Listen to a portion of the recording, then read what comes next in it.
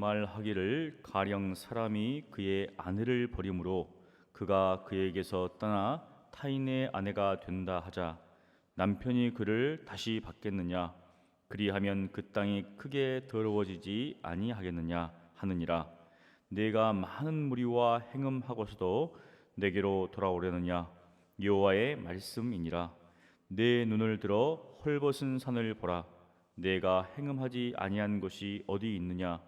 내가 길가에 앉아 사람들을 기다리는 것이 광야에 있는 아라바 사람 같아서 음란과 행악으로 이 땅을 더럽혔도다. 그러므로 단비가 그쳤고 늦은 비가 없어졌느니라. 그럴지라도 내가 창녀의 낮을 가졌으므로 수치를 알지 못하느니라. 내가 이제부터는 내게 부르짖기를 나의 아버지여 아버지는 나의 청년 시절의 보호자이시오니 노여움을 한없이 계속하시겠으며 끝까지 품으시겠나이까 하지 아니하겠느냐. 보라 내가 이같이 말하여도 악을 행하여 내 욕심을 이루었느니라 하시니라. 요시야 왕 때 여호와께서 또 내게 이르시되 너는 배역한 이스라엘이 행한 바를 보았느냐. 그가 모든 높은 산에 오르며 모든 푸른 나무 아래로 가서 거기서 행음하였도다. 그가 이 모든 일들을 행한 후에 내가 말하기를 그가 내게로 돌아오리라 하였으나 아직도 내게로 돌아오지 아니하였고 그의 반역한 자매 유다는 그것을 보았느니라. 내게 배역한 이스라엘이 간음을 행하였으므로 내가 그를 내쫓고 그에게 이혼서까지 주었을 때 그의 반역한 자매 유다가 두려워하지 아니하고 자기도 가서 행음함을 내가 보았노라. 그가 돌과 나무와 더불어 행음함을 가볍게 여기고 행음하여 이 땅을 더럽혔거늘 이 모든 일이 있어도 그의 반역한 자매 유다가 진심으로 내게 돌아오지 아니하고 거짓으로 할 뿐이니라. 여호와의 말씀이니라. 여호와께서 내게 이르시되 배역한 이스라엘은 반역한 유다보다 자신이 더 의로움이 나타났나니 너는 가서 북을 향하여 이 말을 선포하여 이르라. 여호와께서 이르시되 배역한 이스라엘아 돌아오라. 나의 노한 얼굴을 너에게로 향하지 아니하리라. 나는 긍휼이 있는 자라 노를 한없이 품지 아니하느니라. 여호와의 말씀이니라. 너는 오직 내 죄를 자복하라. 이는 내 하나님 여호와를 배반하고 내 길로 달려 이방인들에게로 나아가 모든 푸른 나무 아래로 가서 내 목소리를 듣지 아니하였음이라. 여호와의 말씀이니라. 여호와의 말씀이니라. 배역한 자식들아 돌아오라. 나는 너희 남편임이라. 내가 너희를 성읍에서 하나와 족속 중에서 둘을 택하여 너희를 시온으로 데려오겠고 내가 또 내 마음에 합한 목자들을 너희에게 주리니 그들이 지식과 명철로 너희를 양육하리라. 여호와의 말씀이니라. 너희가 이 땅에서 번성하여 많아질 때에는 사람들이 여호와의 언약궤를 다시는 말하지 아니할 것이요 생각하지 아니할 것이요 기억하지 아니할 것이요 찾지 아니할 것이요 다시는 만들지 아니할 것이며 그때 예루살렘이 그들에게 여호와의 보좌라 일컬음이 되며 모든 백성이 그리로 모이리니 곧 여호와의 이름으로 말미암아 예루살렘에 모이고 다시는 그들의 악한 마음에 완악한 대로 그들이 행하지 아니할 것이며 그때 유다 족속이 이스라엘 족속과 동행하여 북에서부터 나와서 내가 너희 조상들에게 기업으로 준 땅에 그들이 함께 이르리라. 내가 말하기를 내가 어떻게 하든지 너를 자녀들 중에 두며 허다한 나라들 중에 아름다운 기업인 이 귀한 땅을 내게 주리라 하였고 내가 다시 말하기를 너희가 나를 나의 아버지라 하고 나를 떠나지 말 것이니라 하였노라. 그런데 이스라엘 족속아 마치 아내가 그의 남편을 속이고 떠나감같이 너희가 확실히 나를 속였느니라. 여호와의 말씀이니라. 소리가 헐벗은 산 위에서 들리니 곧 이스라엘 자손이 애곡하며 간구하는 것이라. 그들이 그들의 길을 굽게 하며 자기 하나님 여호와를 잊어버렸음이로다. 배역한 자식들아 돌아오라. 내가 너희의 배역함을 고치리라 하시니라. 보소서 우리가 주께 왔사오니 주는 우리 하나님 여호와이심이니이다. 작은 산들과 큰 산 위에서 떠도는 것은 참으로 헛된 일이라. 이스라엘의 구원은 진실로 우리 하나님 여호와께 있나이다. 부끄러운 그것이 우리가 청년의 때로부터 우리 조상들의 산업인 양떼와 소떼와 아들들과 딸들을 삼켜 싸운즉 우리는 수치 중에 눕겠고 우리의 치욕이 우리를 덮을 것이니 이는 우리와 우리 조상들이 청년의 때로부터 오늘까지 우리 하나님 여호와께 범죄하여 우리 하나님 여호와의 목소리에 순종하지 아니하였습니다. 아멘. 하나님께서는 이 범죄한 음행한 우상 숭배에 빠져 있는 유다를 책망하십니다. 1절부터 5절에 보면 그러한 내용이 나오는데요. 1절은 신명기 24장 1절부터 4절에 나와 있는 율법을 이야기합니다. 즉 아내를 내버리고 이혼 증서를 써준 후에 이제 그 아내가 다른 남편을 맞아 했는데 그 남편이 죽든지 아니면 다시 그 이제 여자를 내버렸을 때 전 남편에게로 가는 것은 옳지 않다. 그것을 금하고 있습니다. 지금 그 내용을 가지고 하나님께서 너희가 바로 나에게 그렇게 범죄했다, 행음하고 우상 숭배에 빠져 있는데 어떻게 내게로 돌아올 것인가 그렇게 책망하고 있습니다. 그렇다면 그들이 구체적으로 어떻게 행했는가? 그것은 바로 2절에 나와 있죠. 내 눈 들어 헐벗은 산을 보라. 내가 행함하지 아니한 곳이 어디 있느냐? 산을 봐봐라. 곳곳마다 우상을 숭배하는 그러한 사람들로 가득했다는 것이죠. 그리고 무엇인가? 길가에 앉아 있는 사람들을 기다린 것 같이.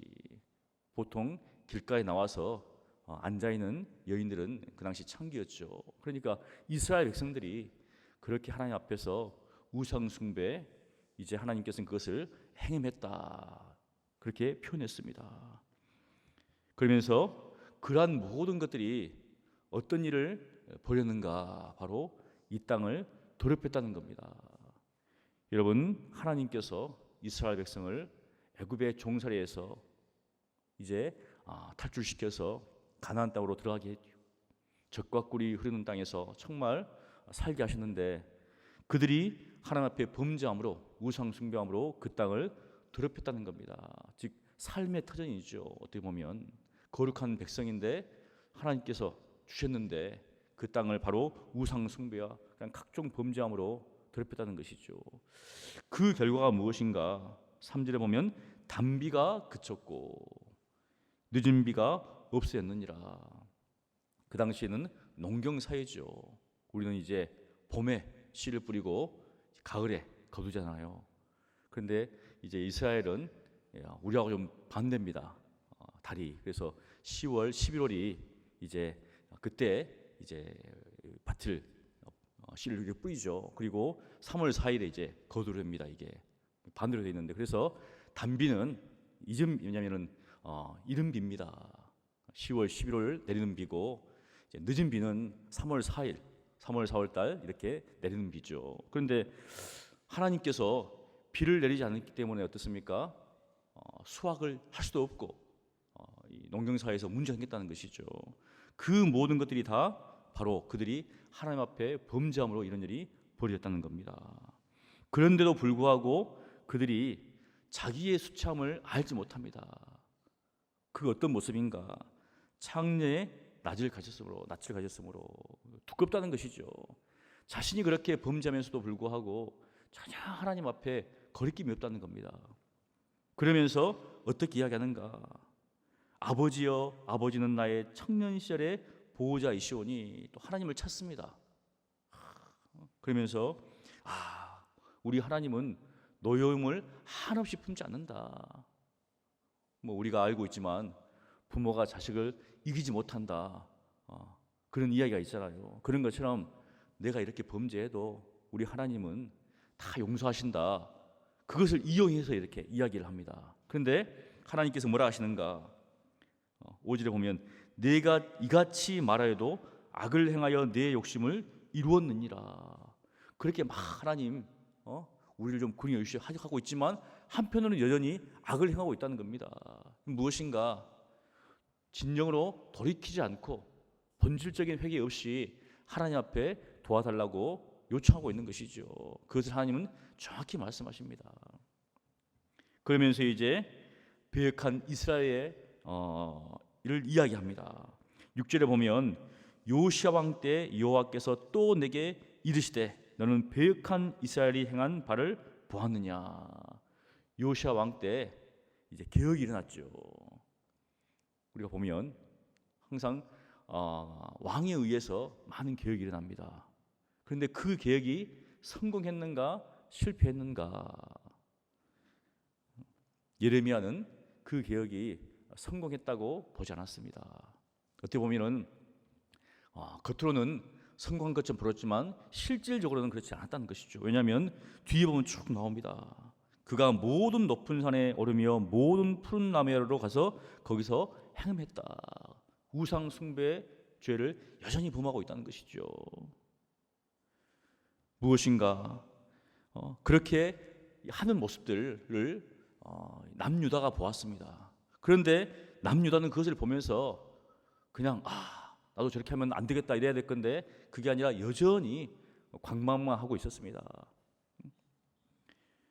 이 보니까 7절에도 그의 반역한 자매 유다는 그것을 보았느니라. 반역한 자매, 즉 이스라엘이 우상 숭배에 빠져 있을 때 남유다가 여전히 하나님 앞에서 돌아오지 않고 그것을 보고만 있었다는 것이죠. 그래서 하나님께서 어떻게 하시는가? 이 북이스라엘을 내가 배역한 이스라엘이 간음을 행하였으므로 내가 그를 내쫓고 그에게 이혼서까지 주었다는 겁니다. 도저히 아내가 이 간음을 행해서 문제를 일으켜서 결국은 남편이 이혼서를 주면서 내보냈다는 것이죠. 그런 것처럼 하나님께서 북이스라엘을 아수르의 손에 넘겼다는 것이죠. BC 722년에 아수르에 의해서 북이스라엘은 멸망을 당합니다. 그것을 사실은 남유다가 보았습니다. 그럼에도 불구하고 남유다는 여전히 두려워하지 않고 계속적으로 행음을 행했다는 것이죠. 그러면서 그 땅을 더럽혔다고 하나님은 말씀하십니다. 이 모든 일이 있어도 그것을 보면서 반면교사라 삼아야 되는데 여전히 돌이키지 않고 하나님 앞에 범죄한 유다에 대해서 하나님은 책망하신 것이죠. 그러면서 11절에 무엇이라고 말씀하시는가? 북이스라엘과 남유다를 비교해 보면 똑같이 범죄했지만 차라리 북이스라엘이 낫다고 이야기합니다. 먼저 멸망당한 북이스라엘이 낫다라고 하나님은 말하고 있다는 것이죠. 그래서 11절에 배역한 이스라엘은 반역한 유다보다 자신이 더 의로움이 나타나니. 얼마나 남유다가 하나님 앞에 범죄했는지를 북이스라엘을 비교하면서 이야기하고 있다는 것이죠. 그러면서 다시 돌아오라고 합니다. 하나님께서 바로 북이스라엘에게 배역한 이스라엘아 돌아오라. 즉 하나님께로부터 돌아선 이스라엘아 돌아오라 이야기하는 것이죠. 돌아선 이스라엘에게 돌아오라고 이야기합니다. 좀 언어 유희를 사용하는 것이죠. 하나님께서. 그럼에도 불구하고 여전히 범죄한 이 북이스라엘을 그러면서 하나님께서 무엇이라고 명령하시는가? 13절에 보면 이렇게 이야기합니다. 너는 오직 내 죄를 자복하라. 자복하라. 진정한 회개를 요구한다는 것이죠. 계속적으로 돌아오는 것처럼 하지만 본질적으로 돌아오지 않고 거짓 회개하고 있는 이 이스라엘 백성들 남유다를 향하여서 하나님은 무엇이라고 말씀하시는가? 자복하라는 겁니다. 자신의 죄를 자복하지 않는데 어떻게 하나님께 돌아올 수 있는가? 진정한 회개는 먼저 자신의 죄악됨을 깨닫고 이것이 얼마나 비참한 것인가, 이것이 얼마나 하나님 앞에서 큰 죄악인가를 깨닫고 돌이키는 것이죠. 그래서 신약 시대에도 세례 요한이 세례를 베풀 때 수많은 사람들이 와서 자신의 죄를 자복하고 세례를 받는 장면이 나옵니다. 그런 것처럼 하나님은 이스라엘 백성들에게 죄를 자복하라고 말씀하시는 것이죠. 그럴 때 하나님께서 그들에게 몇 가지 이제 회복의 말씀을 하십니다. 15절에 보면 내 마음에 합한 목자들을 너에게 주리라. 영적인 지도자들이죠. 다 이제 본다면 참된 목자이신 예수 그리스도죠. 그리고 더 이상 언약궤가 필요하지 않다는 겁니다. 언약궤는 하나님의 임재의 상징이죠. 근데 하나님께서 이제 이스라엘 백성들의 심령 가운데 하나님의 말씀을 새기기 때문에 더 이상 언약궤가 필요하지 않는 것이죠.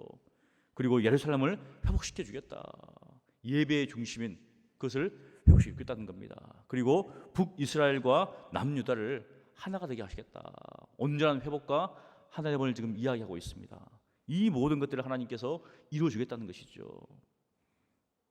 하지만 다시 19절부터 보면 이스라엘이 배역한 장면을 다시 한번 또 이야기를 합니다. 내가 말하기를 내가 어떻게 하든지 너를 자녀들 중에 두며 어떻게 하든지 하나님께서 이 이스라엘을 하나님 백성으로 자녀로서 붙잡아 주려고 하는 그 모습들이 나온다는 것이죠. 허당한 나라들 중에 아름다운 기업인 이 귀한 땅을 내게 주리라 이렇게 하였습니다. 얼마나 하나님께서 성실하신가, 그리고 얼마나 이스라엘을 사랑하시는가. 그런데도 이스라엘 족속은 마치 아내가 그 남편을 속였다는 겁니다. 겉으로는 내가 함께 하겠습니다 하지만 그 속마음은 아니라는 거죠. 그것을 다시 한번 이야기하고 있습니다. 그러면서 여전히 그들이 행음하고 우상 숭배의 죄를 범했다는 것이죠.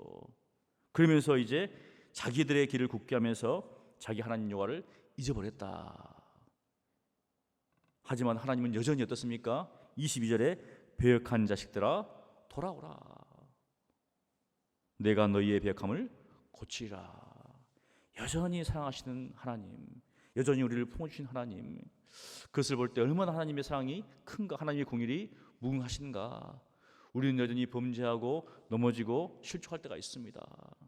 하나님 보시기 하나님 마음을 아파할 때 있지만 하나님은 여전히 우리를 붙잡고 계시다는 것이죠. 그래서 이제 22절 하반절부터가 25절까지가 진실한 회개의 모습들을 이야기합니다. 벗어서 우리가 주께 왔사오니 주는 우리 하나님 여호와이십니다.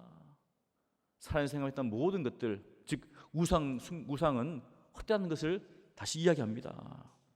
참으로 이 모든 것들은 헛된 일이고 오직 하나님만이 우리의 참된 의지가 되십니다. 그러면서 자신들이 얼마나 하나님 앞에 범죄했는가, 출애굽한 후로부터 이스라엘이 얼마나 많이 범죄했습니까? 우상을 숭배하고 하나님 말씀을 거역하고 그 모든 것들 창년의 때 이야기합니다. 쭉 거슬러 올라가가지고 그때부터 지금까지 우리가 범죄했습니다. 이렇게 고백하는 장면들이 나오죠. 그러면서 결론적으로 무엇인가? 25절에 여호와의 목소리에 순종하지 아니하였습니다. 하나님의 말씀을 순종하지 않고 자기의 욕심을 따라서 살았다는 것이죠. 사랑하는 성도 여러분, 진정한 회개는 자신의 죄를 자복하고 그리고 누구의 음성에 귀를 기울여야 되는가? 바로 여호와의 목소리에 순종하는 것. 그래서 이 땅과 우리 살아갈 때 하나님의 말씀이 우리의 모든 삶의 규범이 된다는 것이죠. 세상에 많은 소리가 있습니다. 이 소리도 있고 저 소리도 있고 다 좋은 것처럼 보이지만 믿음의 사람들은 항상 삶의 첫 자리에서 첫 시간 하나님의 음성에 귀를 기울여야 한다는 것이죠. 하나님께서 무엇을 말씀하시는가? 오늘 저녁부터 상해가 있습니다. 말씀 사경입니다. 올 하나님께서 어떻게 우리를 인도하셨는가? 그리고 또 새로운 이제 내년이 다가오고 있습니다. 또 무엇을 하나님께서 우리에게 말씀하시는가? 정말 기도하시면서 하나님께서 말씀하시는 음성을 다 들으시고 정말 여호와의 목소리에 순종하시는 여러분 되시기를 간절히 축원합니다. 기도하겠습니다. 거룩하신 하나님 아버지, 오늘 말씀을 통하여서 배역한 이스라엘과 반역한 유다가 하나님 앞에 여전히 범죄하지만 우리 하나님은 그들을 품어주시고 붙잡아주시고 다시금 돌아오기를 원하신다는 사실을 보게 됩니다. 하나님, 저희들의 삶 가운데 혹여 죄악되어 있다면 속히 회개하게 도와주시옵시고 돌이키게 도와주시옵시고 세상의 모든 소리가 아니라 하나님의 목소리에 귀를 기울이고 그 목소리를 순종할 수 있도록 주여 은혜를 베풀어 주시옵소서. 오늘 저녁부터 말씀 상해가 있습니다. 하나님, 간절한 마음으로 가난한 심령으로 하나님께서 무엇이라 말씀하시는지 듣기를 원한 마음으로 주님 앞에 나와서 우리 모든 성도들이 그 말씀에 아멘으로 화답함으로 모든 삶의 자리에서 하나님께서 기뻐하시는 삶을 살아갈 수 있도록 주여 역사하여 주시옵소서. 감사하고 살아계신 예수님 이름으로 기도합니다. 아멘.